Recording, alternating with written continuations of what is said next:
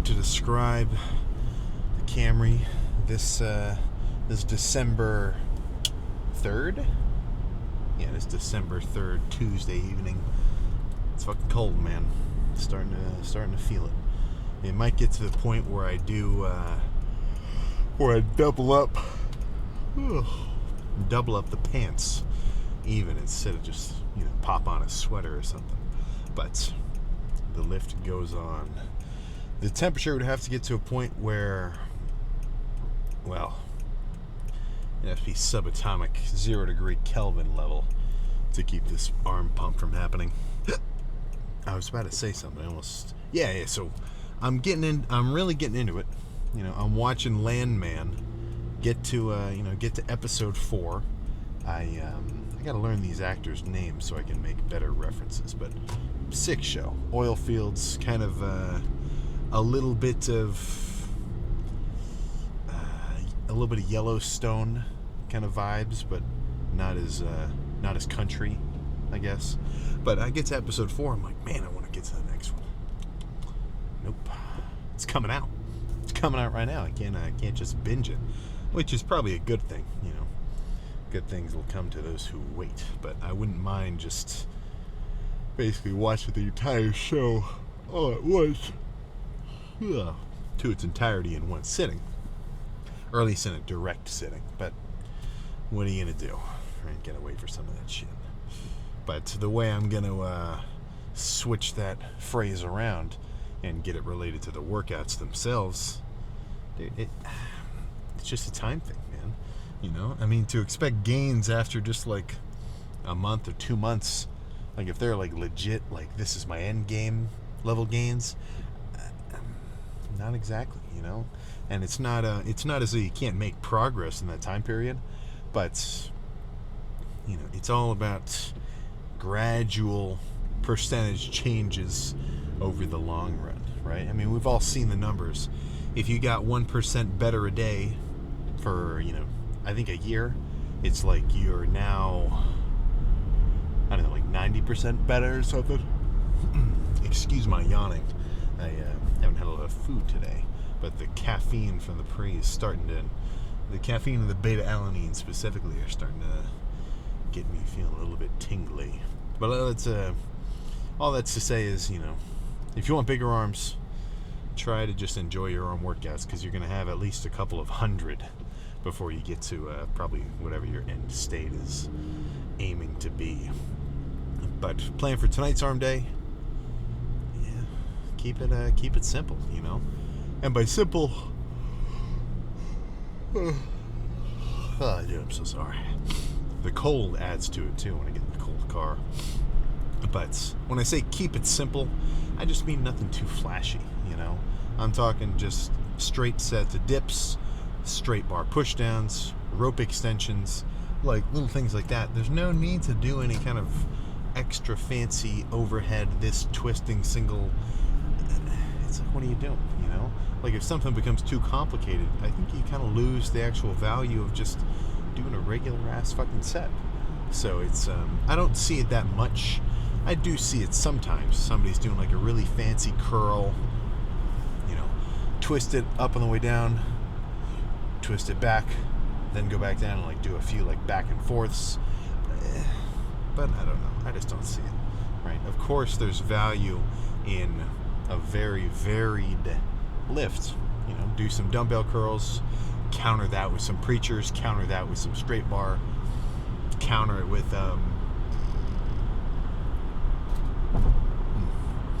trying to hold that one in, but counter that with like some straight arm pull downs, like bicep biased. Like there's a lot of ways to do it, but the overarching theme across all of those sets is if you go hard, you will be pumped. And being pumped doesn't suddenly mean that you're growing, but it's just a good indicator that what you did is at least putting you close to the right direction. The lifter who gets pumped will be much more likely to get gains than the lifter who doesn't. And it's not like a 1-to-1 guarantee, but if a dude always has scrappy lifts, he's taking 10 minutes between sets, he's not really getting into it, like his like subjective, or I guess you could say objective like level of excitement and hype, it's not even close to 50% capacity, then, how could you expect that guy to be killing it? How could you expect that guy to make legit gains if he's not giving himself a legit stimulus? So that's where I can't really get behind all the guys where they're kind of like, they're anti-music. They're like, well, I don't want to rely on my music because it's just a distraction. It's just like a crutch. Like, what if I don't have my headphones one day? What, am I just not going to have a good workout? Like little things like that. And I don't hear that much, but when I do, it's like, well, I kind of feel like you might be better off if you had some kind of tunes going, if they get you really excited and amped up, because then, you just, like, I guess I'm not you, so I can't say that for sure, but for me at least, like, if I've got a crazy ass fucking song playing, it just gets you excited, and even if you're only going to do like a 30-pound set of squeezing dumbbell curls, the more like hyped and excited and energized you are about them, the better. Because then you're more in tune with what you're doing, you're more excited about what you're doing. Like, that shit shows. If you had two guys, well, let's just think, what do people do? Right? Let's say somebody made you do your laundry, or like clean your house, or like back when you were a kid. Like, you got two kids, the clean one and then the messy one. The one who wants his room to be clean and just like stays like that, like that's his baseline. Whenever he wants to clean his room, it's because he wants to do it. It's like, all right, I want this place to be clean. That's how I want to do it.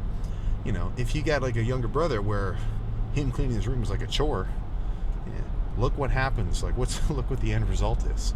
All it is you fucking kicked everything under the bed and just made it like bare minimum level results instead of a little bit more above and beyond style. But all that's to say is, if you're going to do something, do it 100%, man. Because if you half-ass it, you're going to get half-ass results, and then you're going to have to somehow explain those results later. If not to anyone else, definitely to yourself. And that's just not cool, What are you supposed to say? It's like, yeah, I could have gone harder, but I just didn't really feel like it. That's not an awesome self-reflection to have. But I think we'll leave the pre-lift chat at that. I got to plug in some directions because this main road got closed down. There's like a big accident over there. That's why I had to do a U-turn. But either way, let's go get some triceps started. And the first movement, I have reason to believe, will be, I want to change up arms from what I normally do today. So my logic will be actual supersets. I'm talking straight from the rope to dumbbell curls, and that'll basically be one set of bis and tris. And then just kind of, pair some shit starting from there. Not the craziest approach in the world, but if I go hard, it should mean at the end, my arms should be completely pumped, both at once. That is if I get my music playing.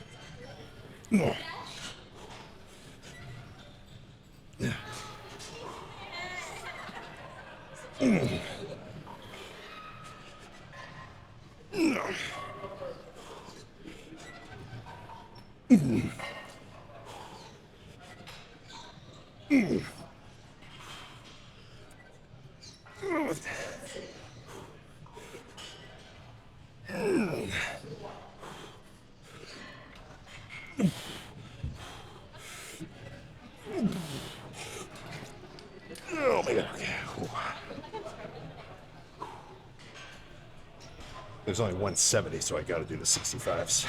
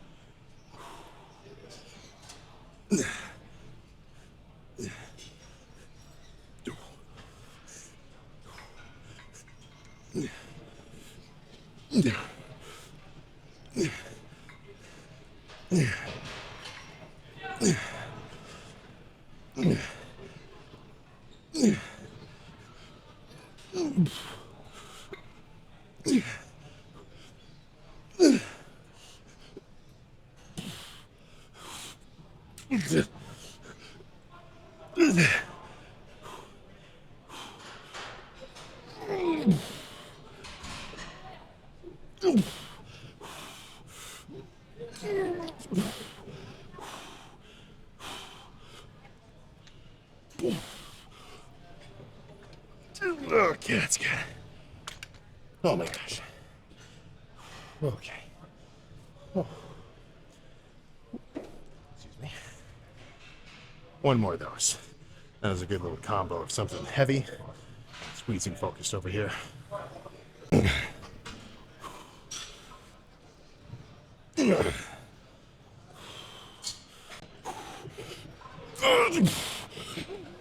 Oh my god, okay. Yeah. One more of the straight dumbbell curls.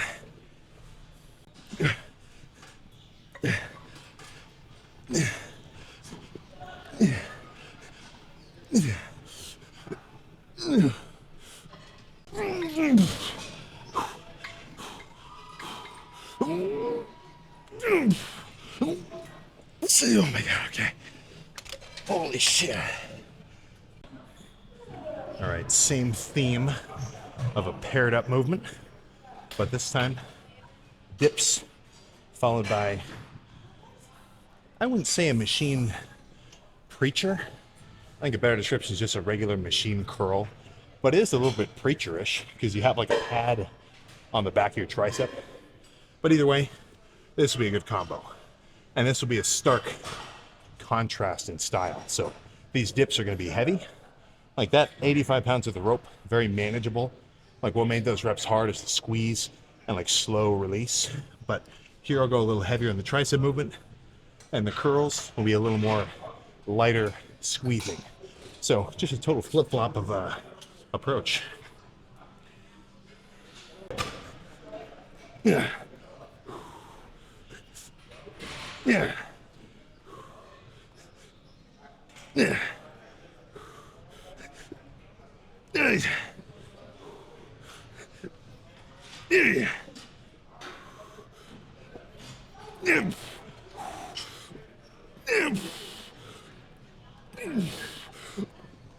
Okay. Too heavy. I'll go lighter on the next one.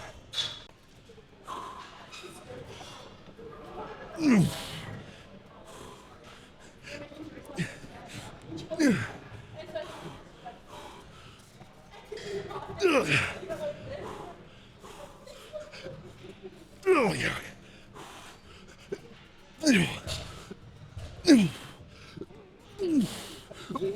Oh crap.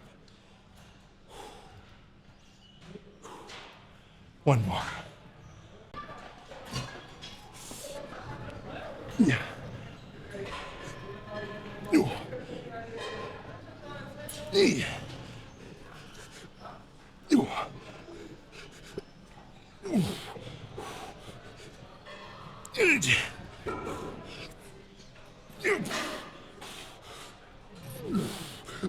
Oh, yeah, okay.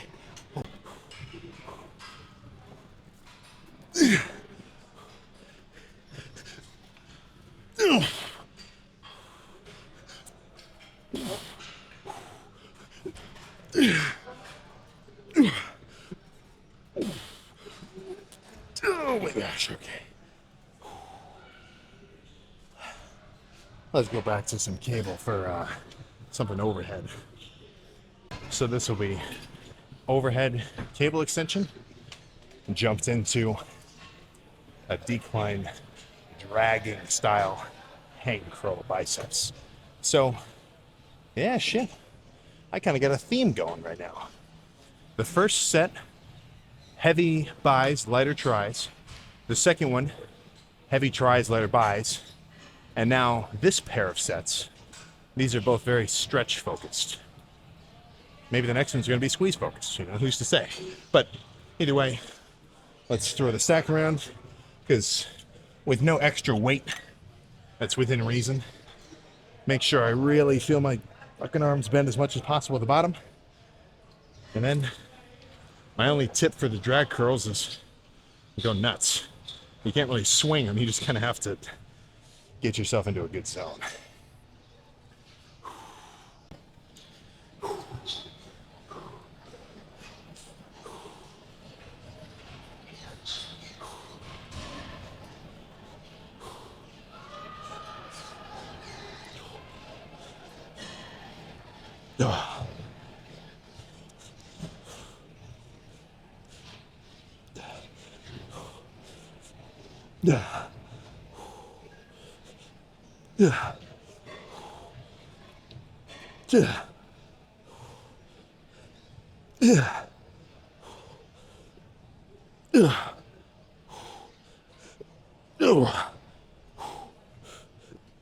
Oh, yeah, okay. All right.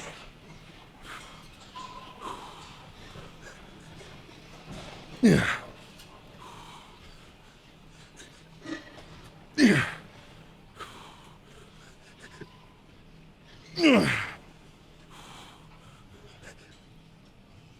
Yeah.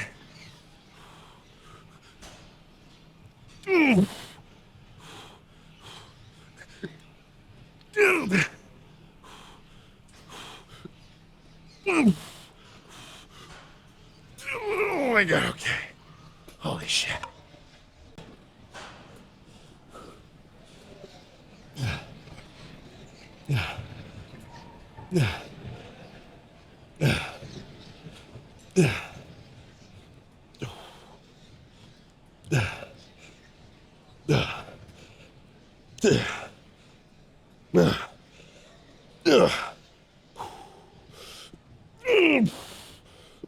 Oh my god, okay. Oh. Yeah. Yeah. Yeah. Yeah. Yeah. Yeah.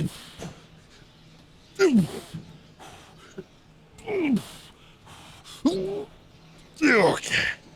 Holy crap. Oh.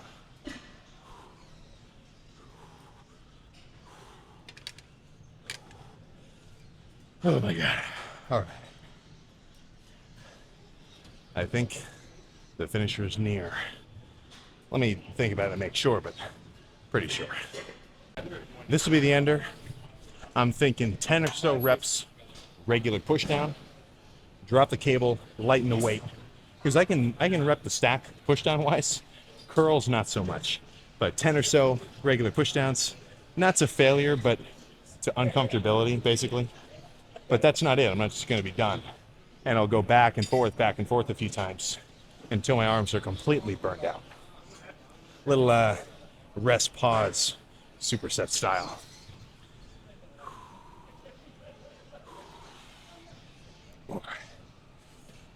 Yeah.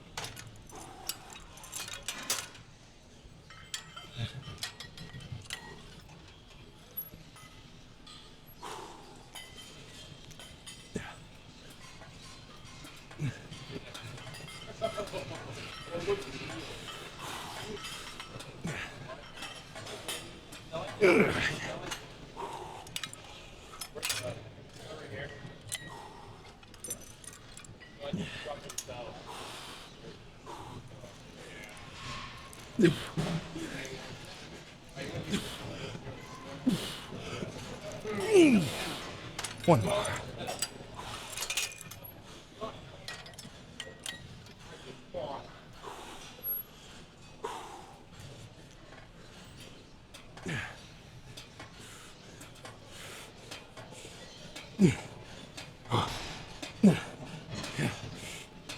Okay.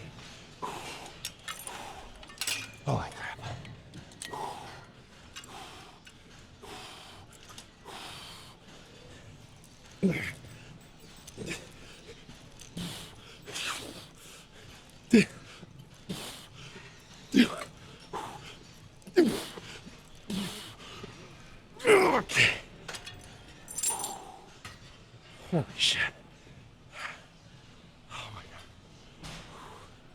That was a good ender. Oh my gosh. All right, so let's be quick. The regular yoga room studio occupied. That's cool. Thinking about it, man. The lighting right here is freaky enough anyway. And frankly, even if I was out in the freaking, the outdoors on a cloudy day, softest lighting ever, I don't think it'd be able to take away from today's arm pump. So, buys, tries, both fully pumped at the exact same time. This is a rare occurrence. Doesn't freaking happen too often, so I better enjoy it.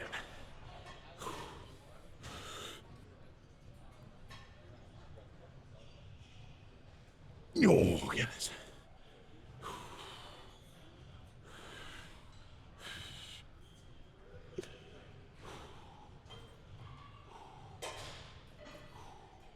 There we go. All right, one more backwards, and then I'll stop taking all the freaking public spots.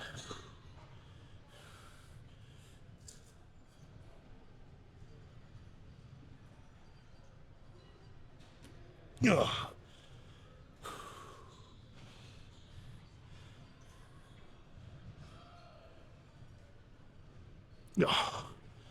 Oh my goodness. Actually, wait a second. There we go.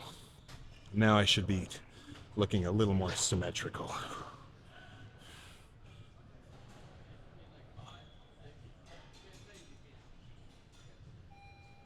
Oh my gosh. All right. Well, arms complete and thrashed beyond reasonable doubt.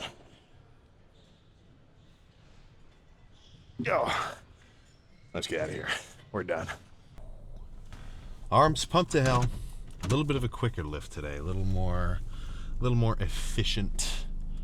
And part of that arm day today was inspired by the last leg day, where I did a 2 sets of hamstrings, 2 sets of quads, 2 sets of hamstrings, 2 sets of quads, kind of a back and forth in that sort of style. Which, dieting down, that's when I like that. Because, I mean, you got to remember, when I only consume, since I've only consumed about 50 grams of carbs so far today, oh my god, yeah, it's freaking 8 o'clock.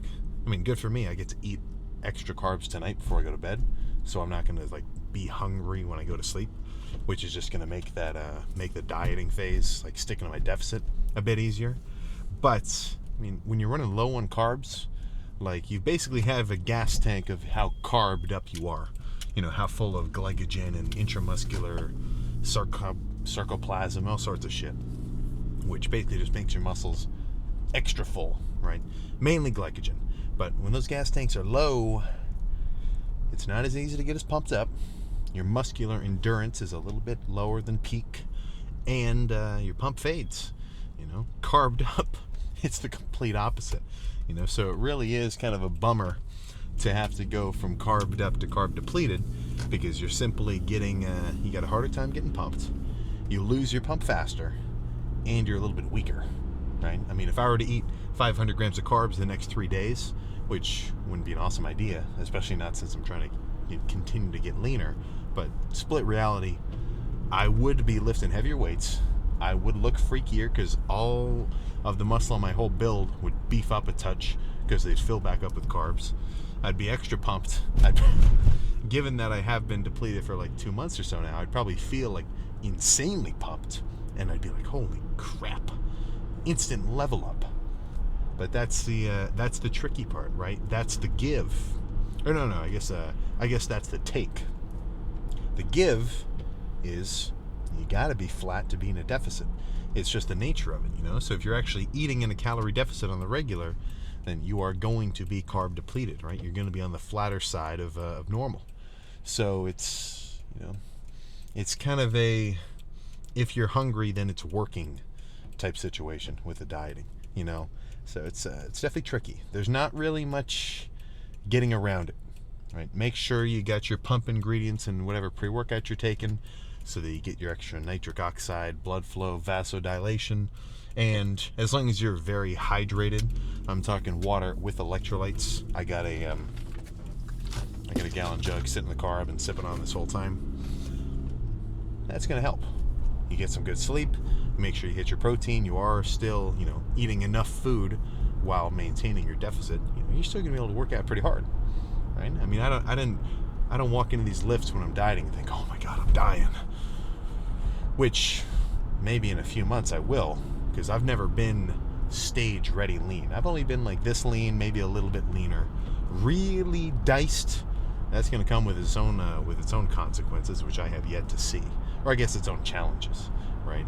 But that's just that's what it takes, man. So you can make it easier on yourself.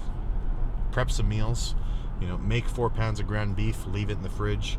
Whenever you're hungry for something, have that first. I'm not saying don't have like a sweet, but if when you're hungry and it's time for a meal, if you have a legit meal first, right, 50 grams of protein, 20 of some kind of carb, maybe 10 of fat from like whatever sort of sauce you put on it, or maybe add a slice of, even just like a slice of American cheese, if that does it for you. I know I've got some in the fridge at all times, just because I like it. Like, not even like 10 slices a day. I mean, like, one every so often. But like just little things. And then if you really need something, maybe open the cupboard, open the pantry, and grab a little something. And ideally, you don't just immediately have like Reese's Minis in a big ass bag for you to grab. Like, keep some intermediary sweets before you go completely off the rails. Like I've been getting these little bags of like different sort of fruit flavored granola. And I can have it's very light, like it's an airy kind of crunchy sort of thing. So I can have like a full mouthful of this stuff, and it's only 15 grams of carbs when I weigh it out on the scale. But yeah, I'm not going to turn this into a whole calorie deficit drive back to the crib. But that is the factor which I've not changed, which is making me get leaner. It's not that I'm training harder. It's not that I'm sleeping in some kind of different way, or I've discovered like Wim Hof breathing. It's because I'm eating less calories than I'm burning per day, and my body's got to burn those extra calories and keep itself moving from somewhere. So instead of just like photosynthesis, which I guess if that were possible, then maybe dieting down would be impossible. But it's just going to come from your internal fat stores, man, right? So that's where look up maintenance calorie calculator, how to track your macros tutorial, beginners on YouTube, and just go from there. That's my last shtick about the dieting for now. But yeah, solid arm day. I'm feeling freaking sleepy, man. Oh yeah. Oh my goodness. Yeah, I'm gonna sleep hard tonight, I think.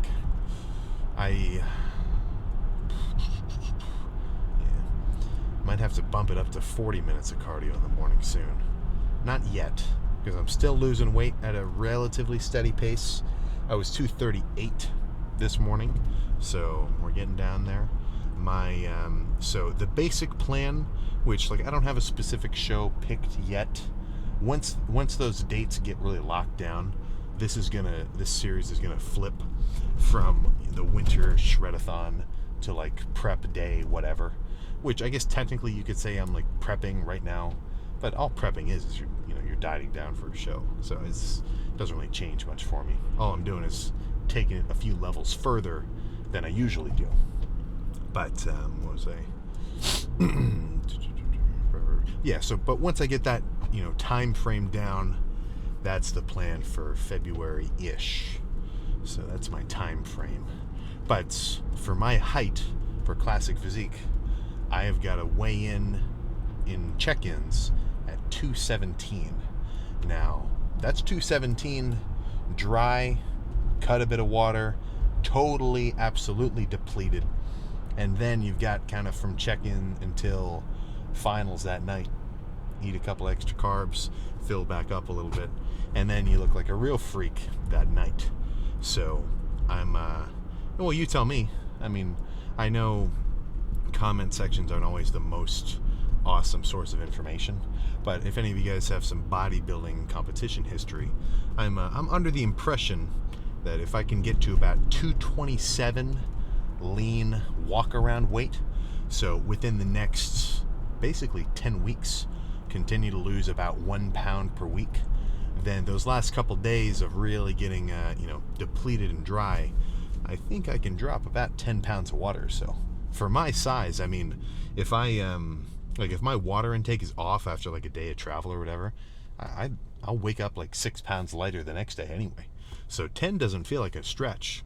And then that should put me at, well, just as lean as I'll end up being, But that's, so as long as I'm on that sort of pound a week track, then I am good. I am freaking good.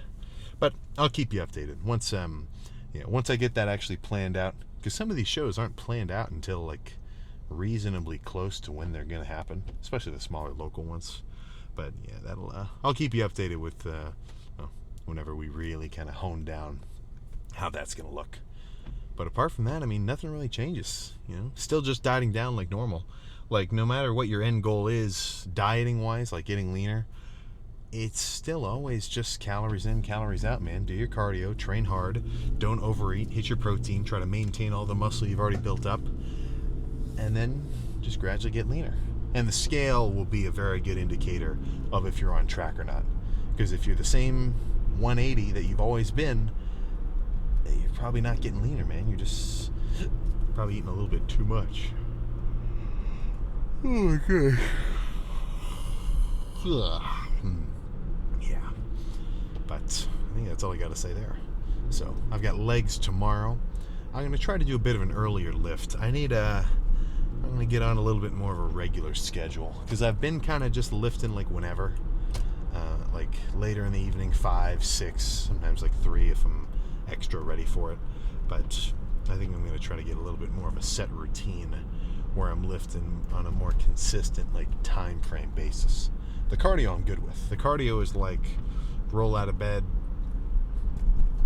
caffeine of some variety, drink like a liter or so of water, go to the bike, 35 minutes. That's quick. But the lift is a little more variable, and I kind of want to get this routine a bit more, well, just smooth in a way. Maybe smooth is not the right word, but maybe consistent is what I'm thinking about. So I think lifting at more similar times might do me good. Keep my sleep schedule a little bit better. Not that I've been sleeping bad or anything, but that is something I want to continue to try to optimize. Always room to improve. Like, I think that's something that I definitely do not want to try to put out, is the idea that, like, yeah, I know exactly every little detail facet of what I'm doing, and I implement it perfectly. Like, no, man, simply, don't forget it. Nothing is perfect, right? But to even have the idea that you are a know-it-all bodybuilding training, like, kind of, what are you talking about? Or, like, completely closing yourself off to any new idea. Come on, right?